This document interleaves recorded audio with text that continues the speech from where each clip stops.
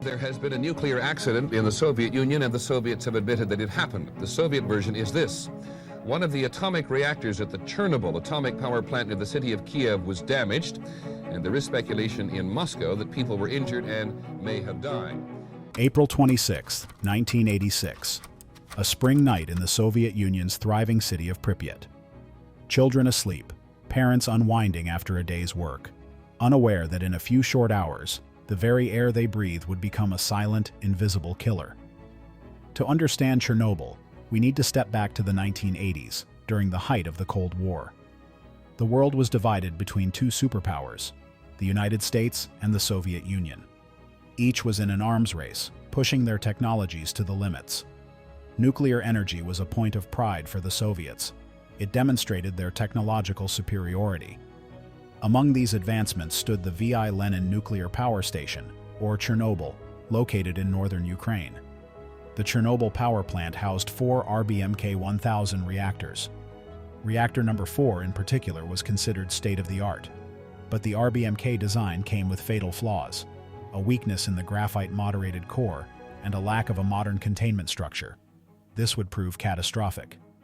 The disaster began with a safety test, a routine procedure to see if the reactor could sustain cooling in the event of a power failure. But that night, the test was not conducted under routine circumstances. Operators, under pressure to complete the test quickly, made a series of deadly errors.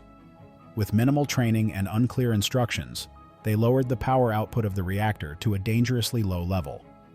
In an attempt to regain stability, they disabled critical safety systems. And then, at 1:23 a.m., an unexpected power surge ignited the graphite in the reactor, setting off a chemical explosion. The initial explosion sent a fireball through Reactor 4's roof, releasing at least 5% of the reactor's radioactive core into the atmosphere. But this wasn't a nuclear bomb. It was a nuclear meltdown, with radioactive materials like iodine-131, cesium-137, and strontium-90 contaminating the air. The first responders were local firefighters, unaware of the radioactive inferno awaiting them. Many rushed in without protective gear, handling radioactive debris with bare hands. The immediate death toll was low, but within days, radiation poisoning set in. Skin burns, organ failure, and a rapid decline. These heroes became some of Chernobyl's first casualties. Hours after the explosion, the city of Pripyat remained unaware. People went to work, children played outside. Finally, 36 hours after the explosion, Soviet authorities ordered a full evacuation of Pripyat. Residents were told they'd be away for only a few days, but they never returned. Today, Pripyat remains a ghost town, a chilling time capsule of a life interrupted. Meanwhile, a radioactive cloud was drifting across Europe. Radiation levels spiked as far away as Sweden, which eventually forced Soviet authorities to admit what had happened. The world began to grasp the scale of the Chernobyl disaster, a nuclear event 400 times more powerful than the atomic bomb dropped on Hiroshima. The Soviet government, however, maintained a strict lid of secrecy.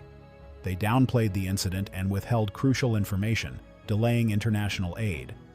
But the damage was too severe to conceal, and the true scale of Chernobyl was too vast to ignore. The effects of radiation exposure became apparent quickly.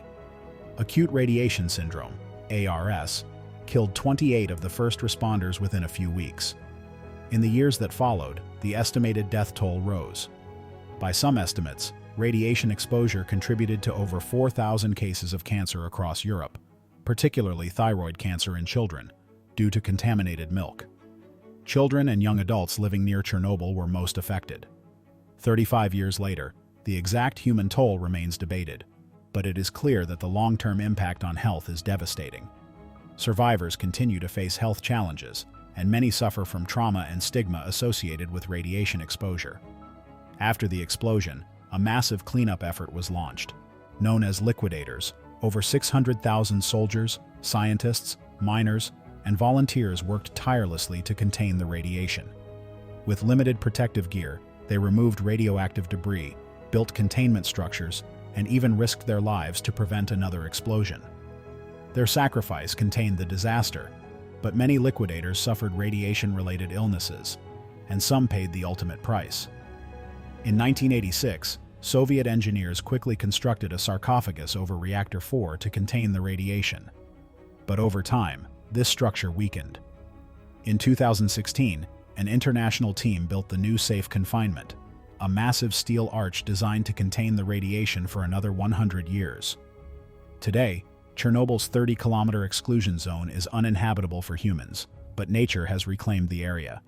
Trees, animals, and even endangered species now thrive in the absence of human activity. The exclusion zone stands as a haunting reminder of both destruction and resilience. Chernobyl changed everything. It fueled global anti-nuclear sentiment, led to stricter safety regulations, and contributed to the eventual dissolution of the Soviet Union. Today, it serves as a stark reminder of what can happen when human error, arrogance, and technology combine in dangerous ways. Chernobyl's legacy lives on in more ways than one. It is a story of human courage and loss, of recklessness and accountability. But most importantly, it is a lesson, a reminder that the power we wield over nature must be respected, or we risk consequences far beyond our control. Thank you for watching. If Chernobyl has taught us anything, it's that we must approach our technological advances with caution and responsibility. Join us in the comments. How do you think the Chernobyl disaster shaped our world, and what lessons can we still learn from it today?